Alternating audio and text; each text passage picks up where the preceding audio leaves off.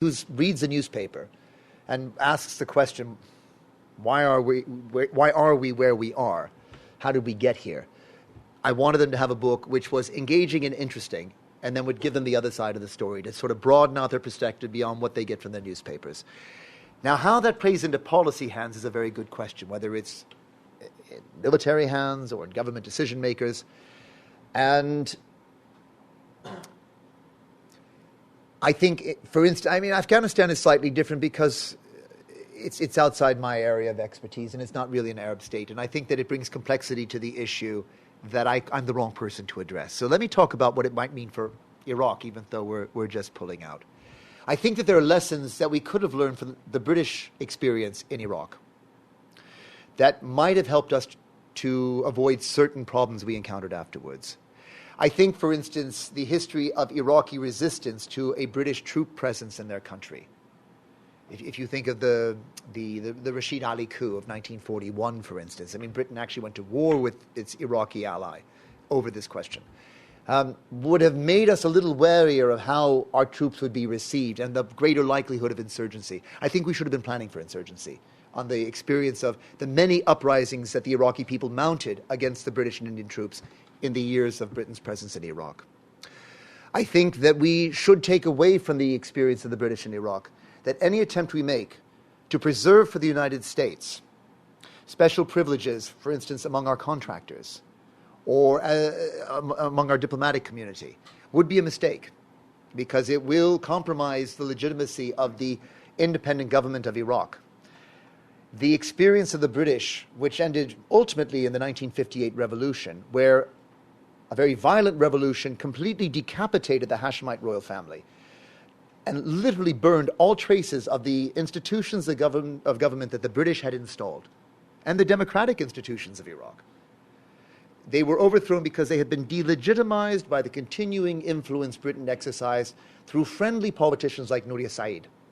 And so I think the United States, as it leaves Iraq, should be taking positions that recognizes that the Iraqis, through the free exercise of their vote, may elect people hostile to the United States. And we must accept that. And we must leave them with whatever government reflects the will of the people without trying to create a friendly government to leave behind. And if we're good at that, and if we allow such tenders to be bid for by contractors from China and by Europe and by Russia and by India, as well as by the United States, and not try and privilege Bechtel and whatnot and getting in there and doing the building, I think we could create, we may have created the institutions of a democratic Iraq that will survive.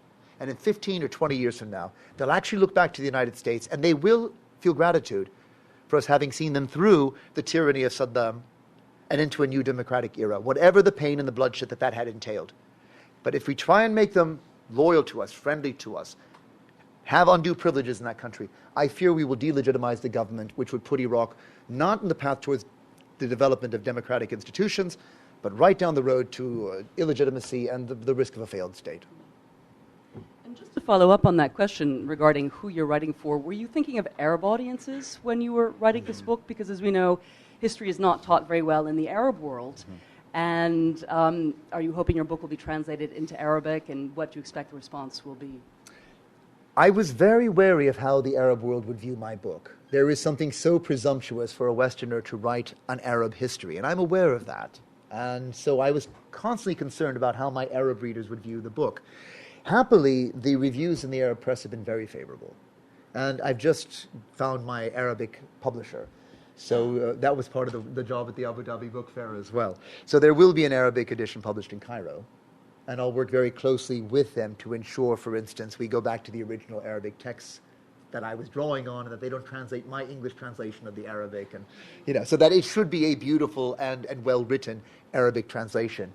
And then hopefully it will find its place for the Arab readership as well. But the one correction is, I would say since you and I were living in Jordan and complaining about the state of history writing, that there's been a real revolution in the quality of history writing coming out of the Arab world.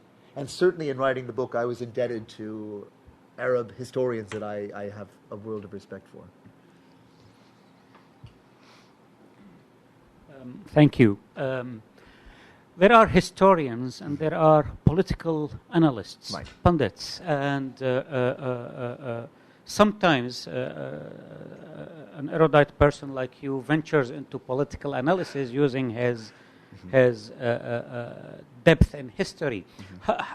How do you comment on this? Isn't there always a potential danger that historians might lose their quote-unquote historical touch when they are commenting on current events and extrapolating what might happen in the future? Ambassador, it's an excellent question, and I think it brings to light the real risk we had that we could lose the basis of our own credibility when we go beyond what we know as historians, for instance, to try and prognosticate on the present and the future.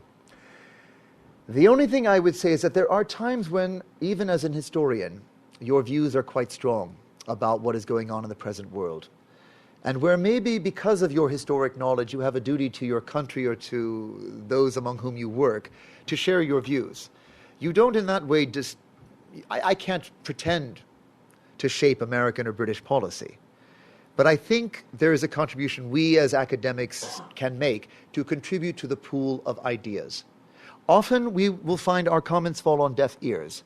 My colleague Charles Tripp in the University of London is a great expert on Iraq. He's written a wonderful history of Iraq. It was quite natural that Tony Blair would call him in to give advice, and he did. But what frustrated Charles was that he was quite against the idea of Britain going to war, and he foresaw many difficulties that the British would encounter. And as he enumerated the difficulties, Blair's pen lay idle. Tripp was one of 4 experts brought in. When other experts made points that would seem to justify the case for going to war, suddenly the Prime Minister's pen would flash into action.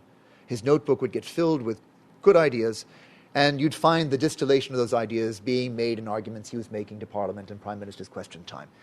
So you will only, I think, be able to influence policymakers so far as you are on message and going in the direction they wish to go. But certainly in this Iraq scenario, I think that we were dealing with policymakers who really only listened to those who were saying what they wanted to hear. So those are the limits of what we can hope to do. But for our, for what we know and trying to share that to the idea pools, I still think it's worth trying. Dick Undlin, a retired Foreign Service officer.